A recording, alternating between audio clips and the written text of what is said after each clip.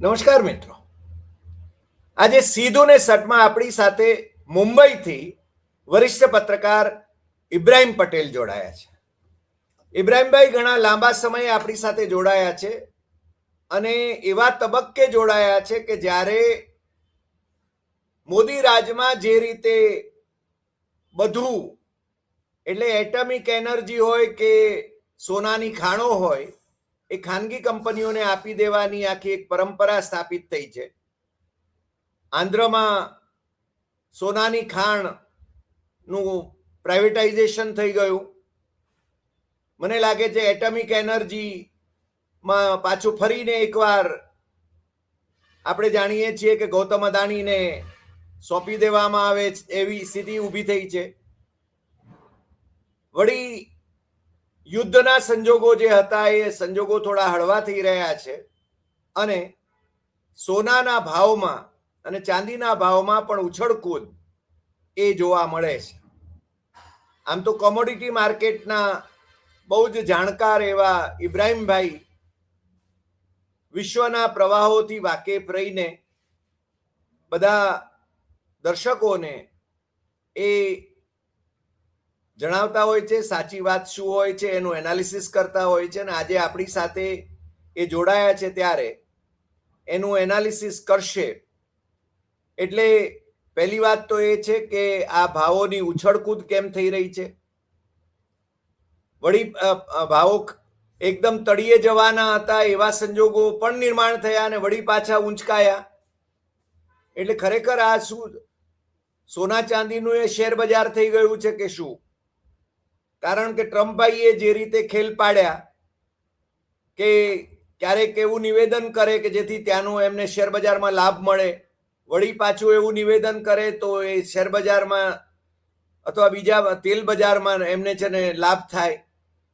આ બધા સંજોગો જોતા વિશ્વના પ્રવાહો જે ચાલી રહ્યા છે એ પ્રવાહોનો અભ્યાસ કરનાર ઇબ્રાહિમભાઈ આજે આપણી સાથે સોના ચાંદી બજારની વાત કરવાના છે, એના ભાવની ઉછળકૂદની વાત કરવાના છે અને એના ઘટનાક્રમ અંગે આપણે એમનું સ્વાગત કરીએ છીએ. ઇબ્રાહિમભાઈ, આપનું સીધું ને સટમાં સ્વાગત. અને આપ આનું વિશ્લેષણ, કારણ કે આપનો ખૂબ અભ્યાસ છે એટલે એ સંદર્ભમાં આપ વિશ્લેષણ કરો એવો અનુરોધ છે. ઇબ્રાહિમભાઈ. Thank you Haribhai. તમારો પહેલો ક્વેશ્ચન હતો ભાવમાં આટલી મોટી ઉછળકૂદ શું કામ છે? ભાવમાં ઉછળકૂદ આટલી મોટી હોવાનું કારણ બજારમાં ઓવર ટ્રેડિંગ કરતા ઓવર પ્રાઇસ વધારે છે. સોના અને ચાંદીના ભાવ જાગતિક ઇકોનોમી, જાગતિક યુદ્ધની પરિસ્થિતિ અને જાગતિક પરચેસિંગ પાવર, આ ત્રણેય વસ્તુનું મિશ્રણ થઈને અત્યારે ભાવ ઘટી રહ્યા છે. પહેલી વાત એ છે કે ઓવર પ્રાઇસ થઈ ગયા હતા. જે ઘટનાઓ અને જે આંતરપ્રવાહો હતા એ આંતરપ્રવાહોને વધુ પડતું મહત્વ આપીને ભાવ ઉપર જતા રહ્યા હતા. હજી પણ ભાવ ઉપર જવાની પૂરેપૂરી સંભાવના છે, પણ જાગતિક બજારના અંદર અને ભારતીય બજારના અંદર લોકોએ ક્યારે નફો બાંધવો અને ક્યારે નહીં બાંધવો એની સમજ હોવી જોઈએ. આ સમજને અભાવે ભારતીય લોકોના અંદર ઘણી વખત નુકસાની વેઠવાનો વાળો આવે છે. ઘણા બધા રોકાણકારો એવા છે કે જે લાંબા ગાળાના રોકાણકારો છે. આ બધા રોકાણકારોએ પણ બજારમાં ચાલતી વ્યવસ્થાઓ, ઇકોનોમી અને બધી જ બાબતોને ધ્યાનમાં રાખીને પોતાના સોદા કરવાના રહેશે. આજે ભારતીય રૂપિયો ઘસાઈ રહ્યો છે, ભારતનું પરચેસિંગ પાવર ઘટી રહ્યું છે. એ લોકો પોતાના પગાર અને મહિના અંતે બચતા પૈસા ને આધારે નક્કી કરી શકે. તો રોકાણકારો જે છે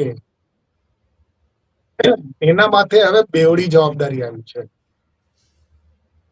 પોતાના રૂપિયાને બચાવવાની અને કમાણીને ઘર ચાલી શકે એટલું જાળવી રાખવાનું. આવું કરવા માટે થઈને રોકાણકારોએ બે મોરચે લડત આપવી પડશે. તમે જે રોકાણ કર્યું છે એનું વાજબી વળતર મળે છે કે નથી મળતું એ તમારે ધ્યાન રાખવું પડશે. જો તમે લાંબા ગાળાના રોકાણકાર હો તો તમારે લાંબા ગાળાની વ્યવસ્થાઓ કરવી જોઈએ. ખાસ કરીને નિવૃત્તિને આરે ઉભેલા રોકાણકારો છે, 50 અને 58 વર્ષની વચ્ચેના રોકાણકારો, એમણે નિવૃત્તિ પછી પોતાના હાથમાં શું આવવાનું છે એની ગણતરી કરીને રોકાણ કરવું જોઈએ. ગઈકાલે મેં એક સમાચાર વાંચ્યા ચાઇનાના.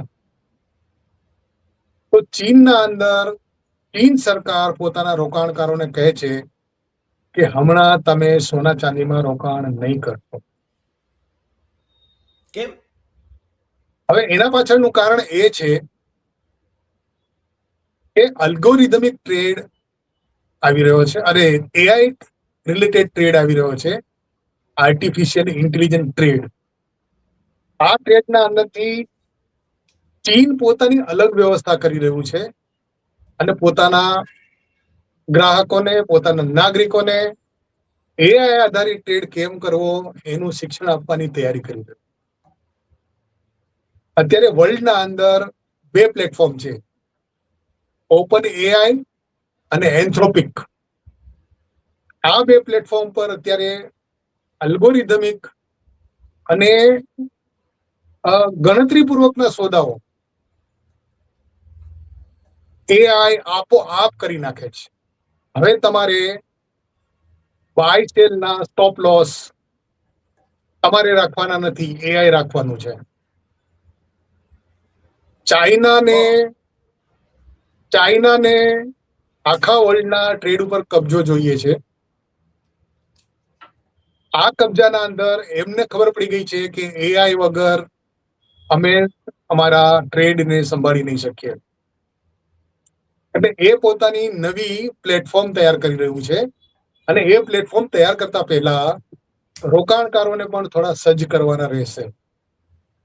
અને સજ્જ કરતા પહેલા બજાર કેટલી નીચે જાય છે એને ધ્યાનમાં રાખીને આ બધું કરવામાં આવ્યું છે.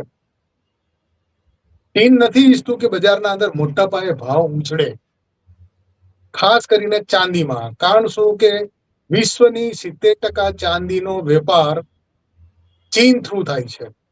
ઓહ, અચ્છા. અને તમે જુઓ ચાંદીના ભાવ 18 જાન્યુઆરીએ $120 હતા અને એ 50% ઘટીને લગભગ $55.71 શુક્રવારે થયા. અને આજે સોમવાર છે. અમેરિકન વાયદા અને વેસ્ટર્ન વાયદા કટ થવાના દિવસો પૂરા થઈ ગયા. 25 થી 30 તારીખ સુધી ઇન્ટરનેશનલ માર્કેટના અંદર સોદા સેટલ કરવાના દિવસો હોય છે અને એ પહેલા બહુ મોટી પાયે ઉથલપાથલો થઈ જતી હોય છે. 25 તારીખ પહેલા જે તમે લોકો ભાવ જોઈ રહ્યા હતા અને જે રીતના ઉથલપાથલ થતી હતી એ 25 પછીથી સોદા સેટલ કરવા માટેના ભાવની ઉપર નીચે થવાની શક્યતાઓ અને એ સમસ્યાઓ હતી.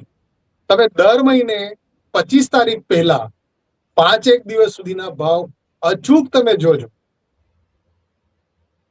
ઇન્ડિયાના અંદર 1 થી 5 સેટલમેન્ટનો પીરિયડ હોય છે વાયદા કટ કરવા માટે થઈને, પણ ઇન્ટરનેશનલ માર્કેટના અંદર 25 થી 30 તારીખ સેટલમેન્ટના દિવસો હોય છે અને 1 તારીખ પછીથી સોદા નવા વાયદામાં જતા રહેતા હોય છે.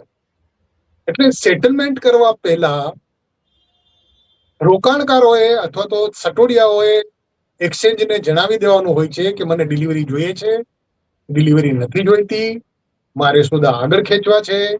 આ બધી જ જાણકારીઓ એક્સચેન્જને આપી દેવી પડે. હવે જેમને ખ્યાલ આવે છે કે ભાઈ ભવિષ્યમાં શું થવાનું છે એના આધારે એ લોકો પોતાના સોદા આગળ પાછળ કરતા હોય છે.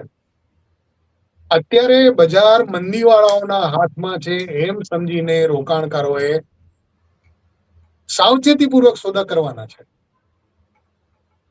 બંદીવાળાઓના હાથમાં બજાર શું કામ જતી રહી છે એના પાછળના પણ કારણો છે કે ઇઝરાયલ અને અમેરિકા વચ્ચે સામે ઈરાનનું જે યુદ્ધ ચાલી રહ્યું છે એમાં ઇઝરાયલ એકલું પડી જવાની શક્યતાઓ વધી ગઈ હોવાથી આખા વિશ્વના યહૂદી ટ્રેડરો ઇઝરાયલને અખંડ અને ઊભું રાખવા માટે થઈને વિશ્વ બજારમાં સોદા કરી રહ્યા.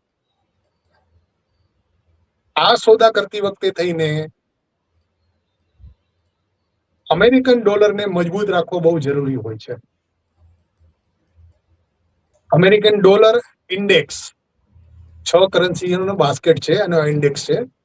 એ ઇન્ડેક્સને સતત ઉપર રાખવા માટે થઈને એ લોકોને પ્રયાસ કરવા પડતા હોય છે અને અમેરિકન બોન્ડ yieldપણ ઉપર રાખવું પડે તો જ સોના ચાંદીના ભાવ નીચે જઈ શકે.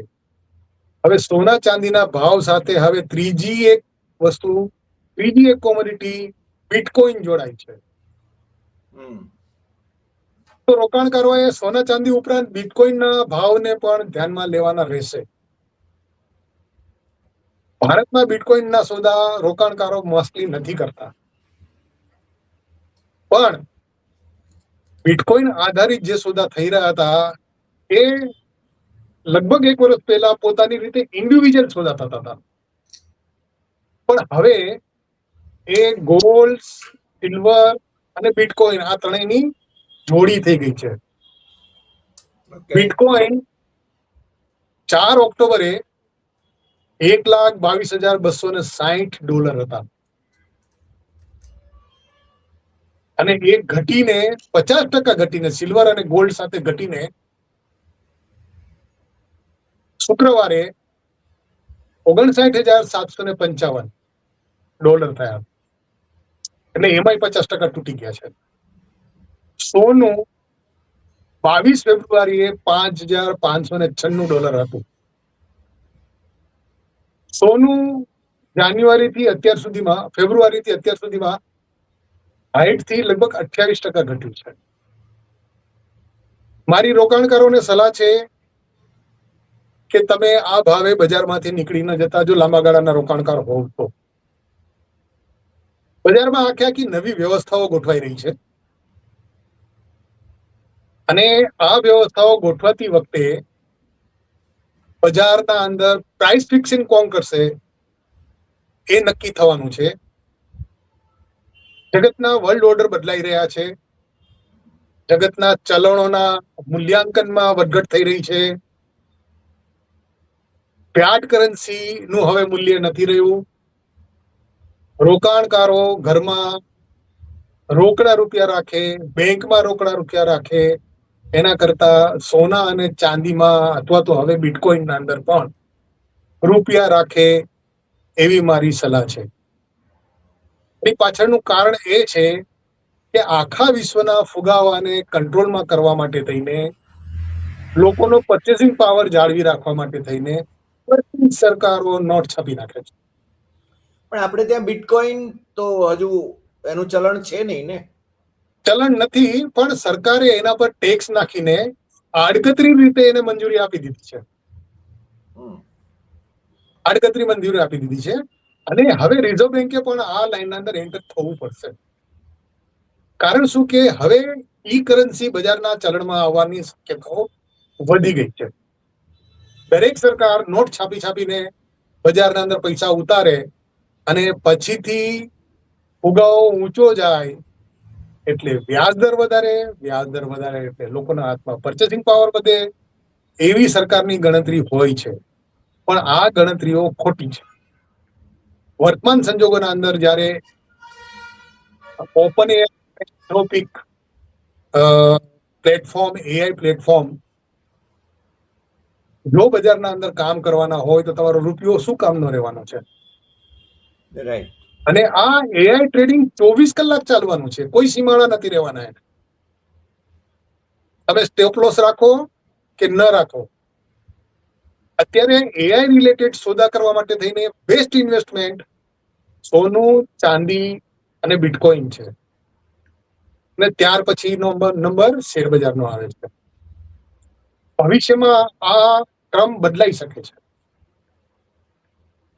પણ આજના દિવસે આપણે જો જોવું હોય ને કેવું હોય તો સોનું, ચાંદી અને બિટકોઇન પર આલ્ગોરિધમિકની પ્રભાવ ખૂબ મોટો થઈ ગયો છે. પણ એટલે એમાં ચીન ડોમિનેટ કરશે એવું લાગે છે? હા, અથવા એવું કરે એટલા છે? માટે લાગે છે, કે ચીને પોતાના રોકાણકારોને સંકેત આપ્યો કે હમણાં તમે સોના ચાંદી પરચેઝ નહીં કરતા, અને તમારે નફો કરવો છે કે નુકસાન કરવું છે, સ્ટોપ લોસ રાખવાના છે, એ બધા એઆઈ આધારિત રહેશે. જો એઆઈ આધારિત રહેવાના હોય તો પહેલા રોકાણકારને એઆઈ શું છે, એના સોદા કઈ રીતે થાય છે, 24 કલાક એના સોદા પડે છે, ત્યારે રોકાણકારોએ સમજવું. અત્યારે આખી દુનિયાની બધી જ કોમોડિટી, શેર બજાર સહિત બધું જ 15%, લગભગ 15%ના ધોરણે એઆઈ સોદા થાય છે, ઓલમોસ્ટ 15%. ઓકે. જો આખી દુનિયાના અંદર એઆઈ આધારિત સોદા થવાના શરૂ થાય તો તમારી પેપર કરન્સીનું શું થવાનું? એટલે વર્લ્ડ ઓર્ડર બધી રીતે બદલાઈ રહ્યો છે. આપણે વર્લ્ડ ઓર્ડર બદલાવાના પ્લેટફોર્મ ઉપર બેસી ગયા છીએ, બદલાવાનું શરૂ થઈ ગયું છે. આજે જ સમાચાર સવારે આવ્યા કે ઈરાન અને અમેરિકા પાછા સમાધાનના તખ્તા ઉપર બેઠા છે. હવે આનો અર્થ એ થયો છે કે વર્લ્ડ ઓર્ડર જ્યારે બદલાઈ રહ્યો છે ત્યારે ચીન, રશિયા અને ઈરાન યુદ્ધ પર પોતાનું કંટ્રોલ મેળવવા માટે થઈને ભરપૂર પ્રયાસ કરી રહ્યું. અમેરિકાએ 12 જગ્યાએ ઈરાનમાં બોમ્બમારો કર્યો. એની સામે ઈરાને દુબઈ અને કુવેતના 10 ઠેકાણે હુમલા કરી નાખ્યા, અને અમેરિકાની બધી જ વ્યવસ્થાઓ તોડી નાખી. અમેરિકા પાસે હવે કોઈ ઉકેલ નથી સમાધાન પર બેસવા સિવાયનો. ટ્રમ્પભાઈ બે તરફથી ઘેરાઈ ગયા છે. એક તો ત્યાંની સરકારે, ત્યાંની કોંગ્રેસે એને પરમિશન નથી આપી, એને બજેટ નથી આપ્યું, એક એનાથી ઘેરાયા છે, અને બીજી બાજુ આ ઈરાને બધા જ એના અસ્ત્રો શસ્ત્રો બધા તોડી નાખ્યા. તો હવે આ સ્થિતિના અંદર ઇઝરાયલને જ્યારે બચાવવાનું છે ત્યારે ઇઝરાયલે સમાધાન કર્યા વગર કોઈ સિવાય ઉકેલ નથી. હું આજે સોના ચાંદીના કરતા આ બધી વાતો તમને હું સમજાવવા માંગુ છું કે જો ઇઝરાયલને છોડી દેવામાં આવે તો ઇઝરાયલની ચારે બાજુએ મુસ્લિમ કન્ટ્રીઓ છે. આ મુસ્લિમ કન્ટ્રીઓ ઇઝરાયલને ખાઈ જશે. હવે અમેરિકાએ પોતાની મિલિટરીને અમેરિકા સાથે ઇઝરાયલ સાથે કનેક્ટેડ કરી નાખવાનો વિચાર શરૂ કર્યો છે. ઇઝરાયલ સાથે સીધું કનેક્શન, એટલે ઇઝરાયલને બજેટમાંથી કોઈ ફાળવણી નહીં. ઇઝરાયલનું પેન્ટાગોન જે કંઈ નક્કી કરે એ ઇઝરાયલ માટે નક્કી થાય. આવી શક્યતાઓ શરૂ થઈ ગઈ છે. આવી શક્યતાઓ વચ્ચે વર્લ્ડ ઓર્ડર બદલાઈ રહ્યો છે. પોલિટિકલ વર્લ્ડ ઓર્ડર અને ઇકોનોમિક વર્લ્ડ ઓર્ડર પણ.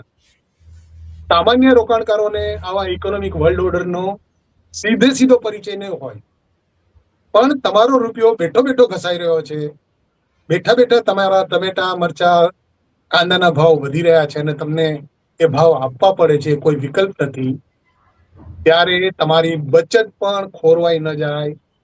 બચતના અંદર તમે ધ્યાનપૂર્વક બધું જ રોકાણ કરજો અને લાંબા ગાળાનું રોકાણ કરજો. ટૂંકા ગાળામાં આજે લીધું ને કાલે વેચી નાખ્યું. ઘણા રોકાણકારો મને પૂછે છે કે ઇબ્રાહીમભાઈ ભાવ ઘટી ગયા, અમે તો આટલા ભાવમાં એન્ટર થયા હતા, હવે શું કરવું? તો હું મારો પહેલો ક્વેશ્ચન હોય છે કે તમારે નફો શું કરવા લેવો છે, અથવા તો ભાવ તમને શું કામ સોદા કાપવા છે? તમને કોઈ અર્જન્સી હોય તો તમે વિચારો, બાકી નહીં તો બેઠી રહો. તમારા ઘરમાં એકાએક કોઈ બીમારી આવી, ઘર ખરીદવાનો આવ્યો, મોટો ખર્ચો આવ્યો, તો તમે આ પૈસા લોસથી પણ કાઢો, અધરવાઇઝ વેઇટ કરો. વર્લ્ડને કઈ રીતે આગળ વધે છે, વર્લ્ડ ઓર્ડર કઈ રીતે આગળ વધે છે એ જુઓ, અને પછીથી તમે તમારા સોદા માટેની તૈયારી કરજો. હવે લાંબા ગાળા અને ટૂંકા ગાળા માટે સોના ચાંદીના ફોરકાસ્ટિંગ મારે કરવા નથી, પણ હું તમને એ તરફ લઈ જવા માંગુ છું. જો પેપર કરન્સી નાબૂદ થઈ જાય,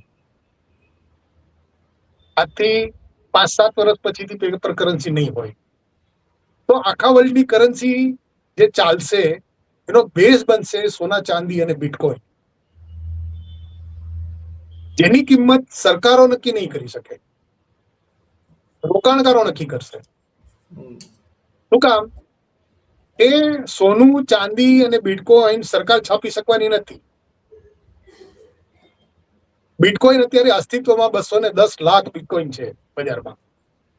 નવા બિટકોઇન હવે મામૂલી પેદા થવાના છે.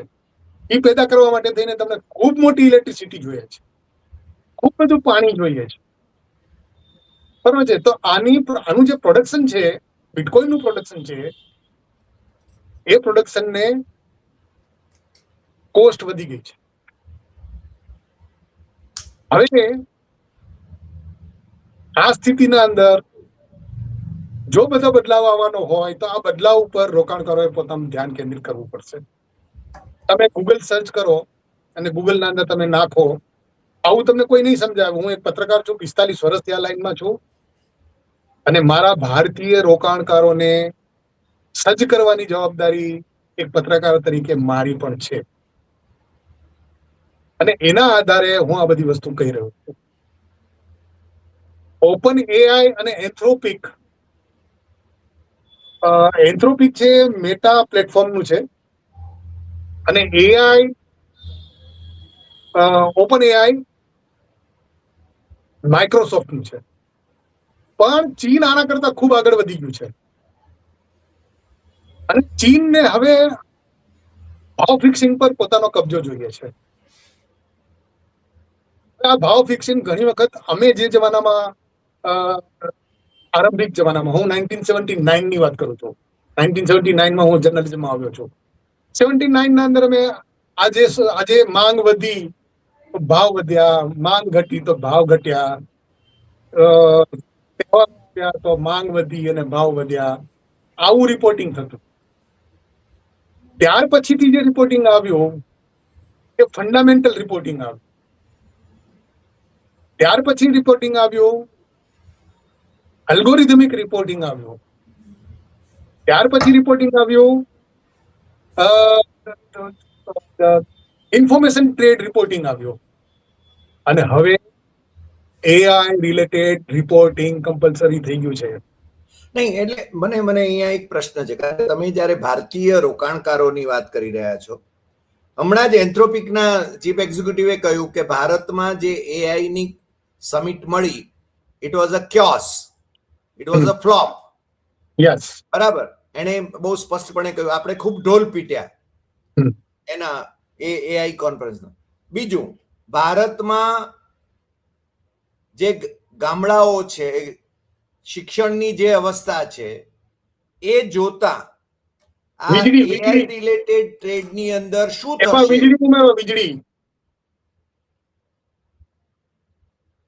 વીજળી ઉમેરવામાં. હા, પણ મારું એમ કેવું છે કે આપણે ત્યાં આ એઆઈ રિલેટેડ જે તમે ટ્રેડની વાત કરી રહ્યા છો, તો ગામડાના અભણ માણસો, અશિક્ષિત માણસો, ટેકનોસાવી નથી એવા માણસો, એમની અવસ્થા કેવી થશે?